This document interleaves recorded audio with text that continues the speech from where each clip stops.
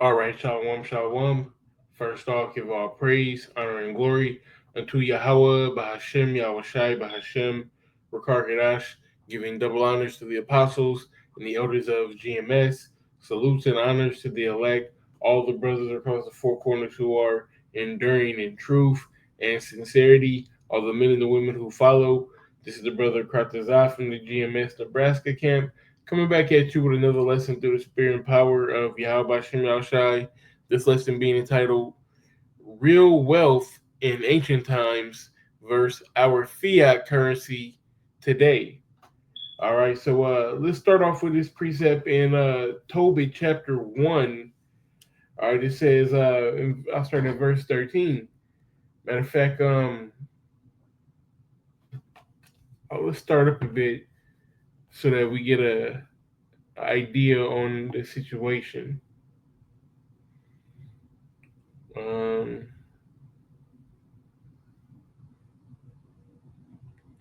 yeah, we'll start at verse 5. It says, "Now all the tribes which were sorry, now all the tribes which together revolted in the house of my father Naphtali sacrificed unto the heifer Baal. But I alone went often to Jerusalem at the feast, as it was ordained unto all the people of Israel by an everlasting decree, having the first fruits of the tenth of increase with that which was first shorn. And them gave I at the altar to the priests, the children of Aaron. The tenth part of all increase I gave to the sons of Aaron, who ministered at Jerusalem. Another tenth part I sold away, and went and spent every year at Jerusalem. And the third I gave unto them who was meat, as Deborah my father's mother had commanded me, because I was left an orphan by my father. Furthermore, when I was come to the age of a man, I married Anna of my own kindred, and I begat Tobias. And when we were carried away captives to Nineveh, all my brethren and all those that were of my kindred did eat the bread of the Gentiles. But I kept myself from eating, because I remembered the Most High with all my heart, and the Most High gave me grace and favor before and Manasseh, so I was his purveyor. Right? So uh Tobit was a upright man. Okay, he was a righteous man. Even when all of his Naphtali was idol worshiping, he would still go worship the Most High. So when Shalmaneser, the king of Assyria, took the 10 tribes away, the Lord showed favor unto Tobit and allowed him to be his purveyor, which was basically he allowed him to go bring him things. Go get, all right, so and so in this province has go get it. So and so in this province has purple, go get it. Purple linen, go get it. So on and so forth. So even though he's in captivity, he still had a high prominent role within society, which allowed him to gain wealth, right? Because when you read verse 14, it says, "And I went into Media, and I left in the trust with Gabriel, the brother of Gabrias at Rages, a city in Media, 10 talents of silver." So he had 10 talents of silver stacked up, all right, being in that high position. Now, here in America, yeah, you can get to a high position, but you would have to sell out. You would have to, go to a Diddy party, if you know what I mean. Go to Epstein Island. You would have to sell out in order to get that kind of wealth. Now, let's just break this down. So, how much is a talent of silver in the Bible? In the Bible, a talent of silver was a significant amount of money, equivalent to 6,000 denarii. A denarii was the daily wage of a common laborer, so a talent represents about 16 years of wages. So he had about 160 years worth of wages, or it says the talent of silver weighed about 75 pounds. So he had about 750 pounds of silver, right? That's crazy. That's a lot of money, that he had set aside in captivity. Right? We would never have that kind of money today set aside because it's not conducive to this man's society. Not only that, because of course, as the scriptures say, let me see where we get Wisdom of Solomon 2:10. It says, "Let us oppress the poor righteous man. Let us not spare the widow, nor reverence the ancient gray hair of the age." They don't give no fuck about the Negro, Latinos, and Native Americans here in America. They could care less. But this is through the spirit of Yahweh Shem Shai that we are in this situation. So, we have to take accountability for what we did in our actions as a nation by going off and just allowing us to get in this vicious cycle, which we need Yahweh Shai to coming in. So let's get so let me see. What's real money? What is real money? Genesis 13:1, it says, "And Abraham went up out of Egypt, he and his wife, and all that he had, and Lot with him into the south. And Abram was very rich in cattle, in silver, and in gold. And he went on his journey from the south even to Bethel, unto the place where his tent had been at the beginning, between Bethel and Hai."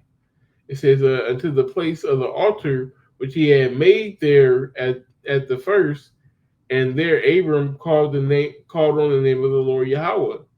And Lot also, which went with Abram, had flocks and herds and tents, and the land was not able to bear them, that they may dwell together, for their substance was great, so that they cannot dwell together." Right? So they had servants, they had land, they had a great amount of land, but because of all the wealth that they had amassed, imagine, all the different animals that they had, all the different crops that they were able to grow and whatnot. They weren't able to fit together in that land. So eventually Lot went his way and Abram went his way. There wasn't no beef or nothing like that, but they just needed more room to blossom, to bloom. This is real money, very rich in cattle and silver and gold and land. Are you able to grow substance? You're able to then trade that. You're consuming for yourself and your animals. You have your animals, which you can trade them. You can consume them. You can use them for certain things. You can work an ox. You can um, use the wool from a sheep to make clothing. These are all resources that you're able to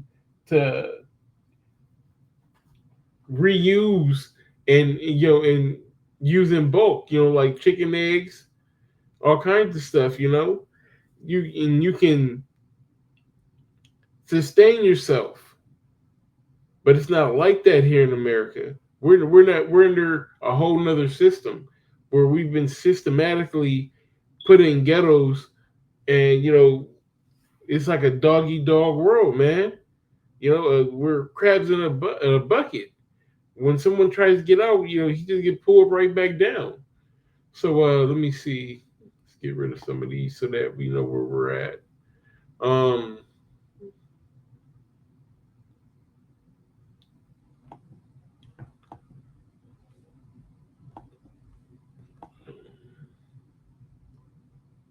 I think this is the one. Yeah. Um, hmm. Nope. Here we go. Barak 3:8. It says, "Behold, we are yet this day in our captivity, where thou hast scattered us for a reproach and a curse, and to be subject to payments according to all the iniquities of our fathers, which departed from the Lord our power." So yeah, I mean, I'm not saying that we didn't have to pay taxes in any past kingdom. Of course we did. We paid taxes to the Assyrians, we paid taxes to the Babylonians, to the Persians, the Medes, the Greeks, the Romans. You know, and whoever else, going all the way back through the book of Joshua and Judges. Yeah, we paid dues back then, but it hits harder now, right? You have a devalued currency because remember we're going to what is real money, right? Real money is that gold, that cattle, that land, all of that. But we are operating under a fiat currency, a fiat system. I said a fiat currency is a government issued currency that is not backed by a physical commodity like gold or silver. Instead, its value is derived from the trust and public confidence in the government that issues it and from government regulations declaring it legal tender. This means it must be accepted as a form of payment within that country's jurisdiction. The term fiat comes from the Latin meaning let it be done, reflecting this creation by authoritative decree. Right? There's nothing backing it. Just it's not saying because what money used to say that it was um basically an IOU note.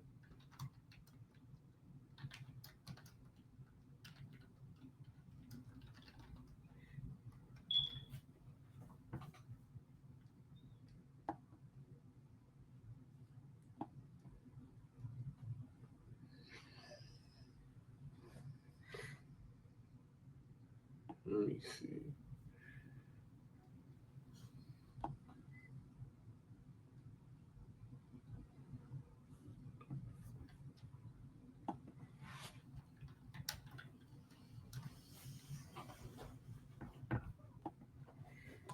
All right. It says, right. This certifies that, oh shit. It's not.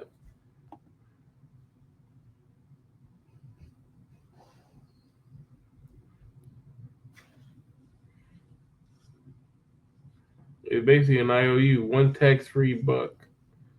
Oil refinery, grain elevator, more income. Let me see.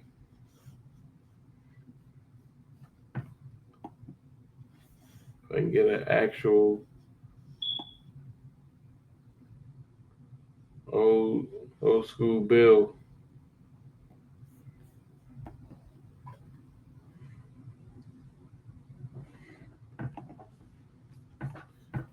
They used to, well, let me see them. Um,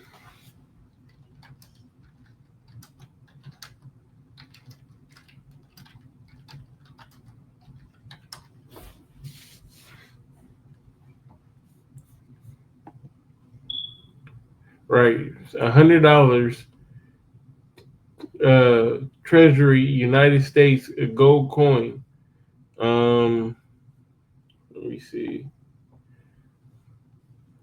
It's hard to make it out, but they said that basically this is a note, that you can go and you can turn in, you can turn on this note and get your gold, right? But I think it was Truman that took us off the gold standard.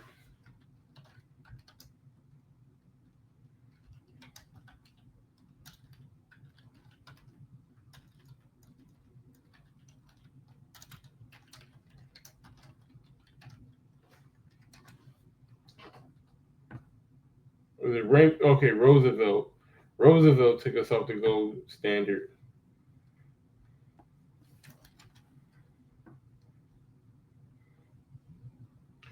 It says the decision to take the United States off the gold standard was primarily made by, said now saying Richard Nixon. So hold on.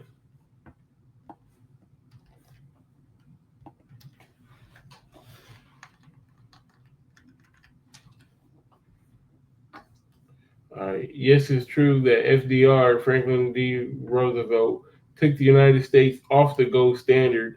This happened on April 20th, 1933, when Congress nullified the right of creditors to demand payment in gold. This action, along with other measures, was a key part to FDR's New Deal policies aimed at addressing the Great Depression.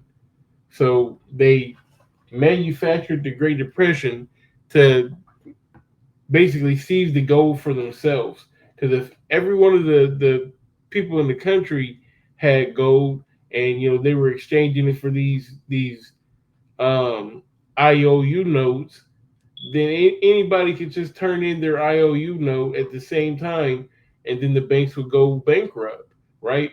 But what they did, they came up with a system that the IOU note was pretty much better than gold. As you can just use that, and you ain't got to worry about spending or carrying around heavy gold.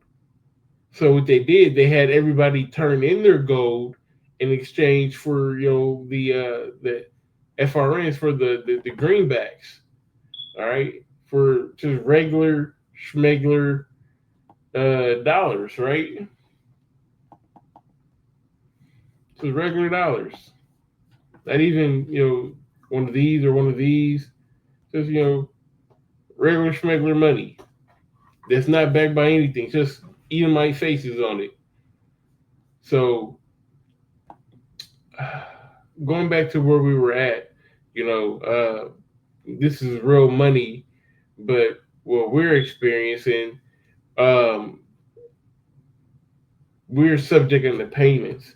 And as I stated, we were paying taxes in all these other kingdoms, but we're taxed all the day long here, and you can't get ahead. You know, you you go to work for 2 weeks, and then you get paid. The scripture say that we supposed to get paid before the sun go down, right? But you get paid every 2 weeks. Then you got to pay rent. You got to pay your light bill. You might got a car note, insurance. You got to buy food. When you go to buy anything, you're being taxed again off of that. You know, you gotta your if you do own a house, you gotta pay taxes on that. It's just we're taxed and taxed and taxed. It's crazy how much we're actually taxed. You can never get ahead, and they don't want you to be ahead. That's why they don't teach us financial literacy. Okay, so let's get rid of some of these. Moving along. This is Haggai 1:6. It says, "You have sown much. You've done a whole lot of work and bring in little, but you ain't got nothing to show for it." That's the plight of the average Jake in America. You might be a hardworking dude and got really nothing to show for it.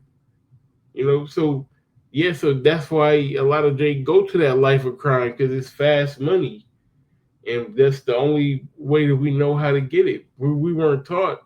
All you had to do was open up a business and then put a couple of deposits in it, and then go ask for a $100,000 loan from the bank, and they'll give it to you.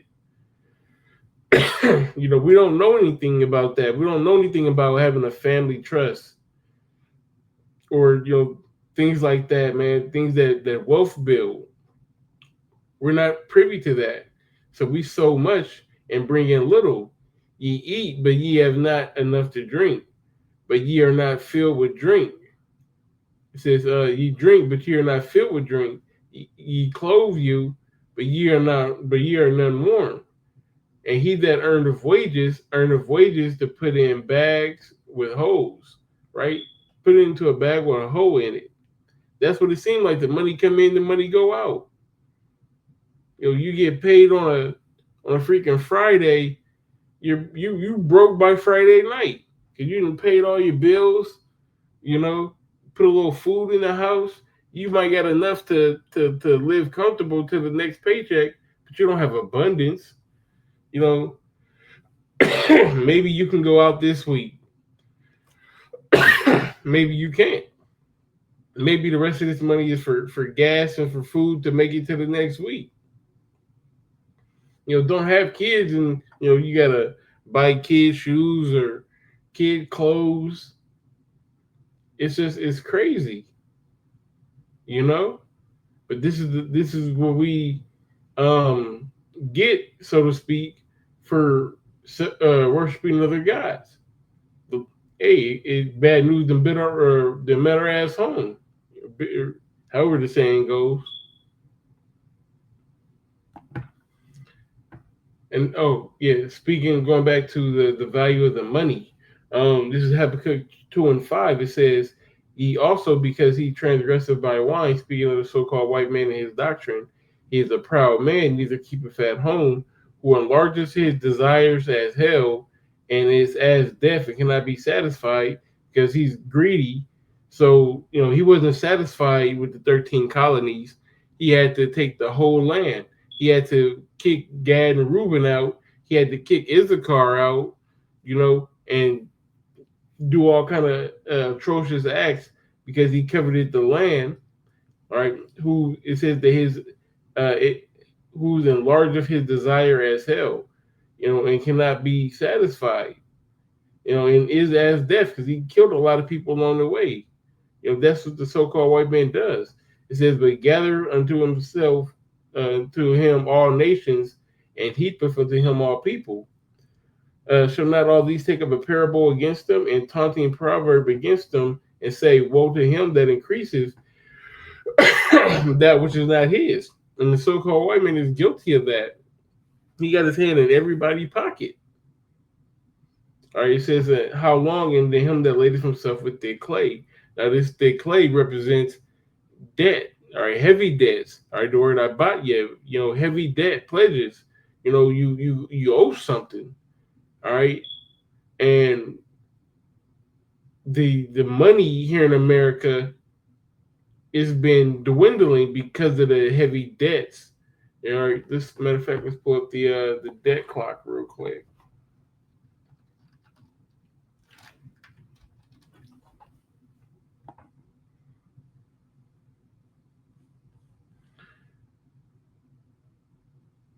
All right, so $36 trillion, almost going on 37. You know, not too long, maybe a week or so, maybe a week or two, maybe probably less than that. The way this is going up, but in the not too distant future, we'll be at 37 trillion, 37 trillion in debt. So what does that do? What does that look like? What does 37 trillion in debt look like? Well, I'll tell you what it looks like. How much is a oatmeal cream pie?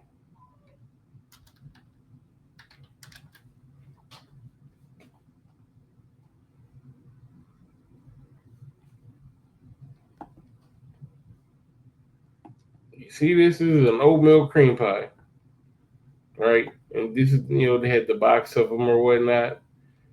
But now they say that it's the big box. They give you a bigger oatmeal cream pie. It's not too much bigger. It may be a little bigger, but not by very much. Let me see. How much is a single oatmeal cream pie?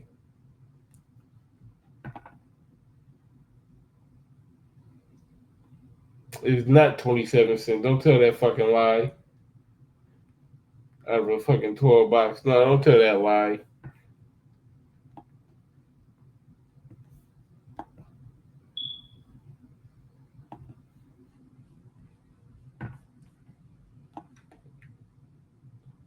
Let's see. Well, hold on. Let's go to Walmart, right? Uh, Bakers. All right, here we go.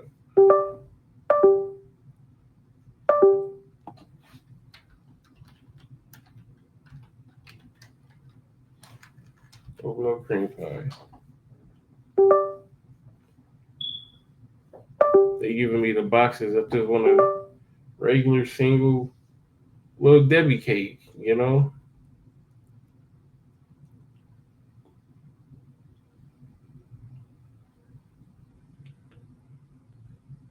I'm showing the prices. All right, there we go. $1.67 for a nutty bar. It's the same price because for $1.67, you're not getting that much more nutty bar than when you did when it was 25 cents. When I was a kid, you can get a cake donut, a nutty bar, a oatmeal cream pie, and a pop, all for $1 because they were 25 cents a piece. Now they're $1.67 a piece, and you're not getting very much nutty bar, more nutty bar, if any, because it's probably skinnier than it was, and they just made it wider. It's probably the same exact weight, just make it to manipulate the shape to make it look bigger, make you think you got more, but $1.67 to 25 cent, man. You're not getting more. It's the money being devalued because the money has been devalued. All right, the commodities go up. So that's the cause and effect of that bag with hole it's like that thick clay. All right. Let me see.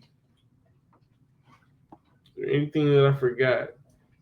Yeah. So yeah, at the end of the day, man, Mark 12 and 17, it says, and Yahweh answering said unto them, render to Caesar things that are to Caesar's, and to the Most High things that are the Most High's, and they marveled at him.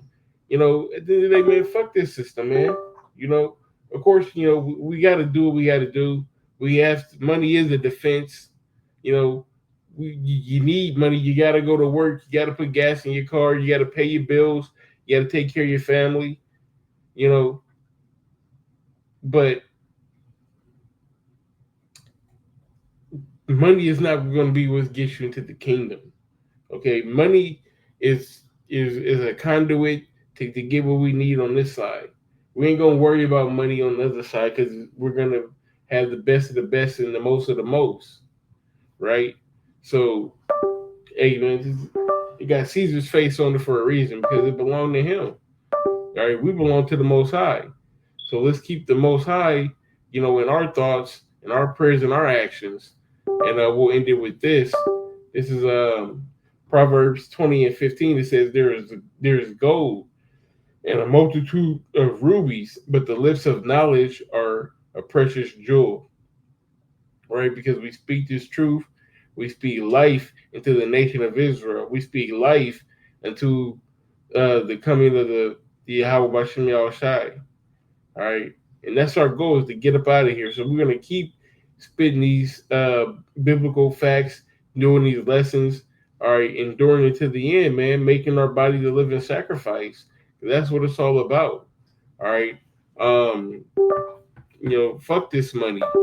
But, again, when we're in the kingdom and we're in our right mind and we're in our rightful place in the universe, we're not going to have to worry about trying to make extra money or anything like that, because they're going to give us the best of the best. Them being the heathen, you know.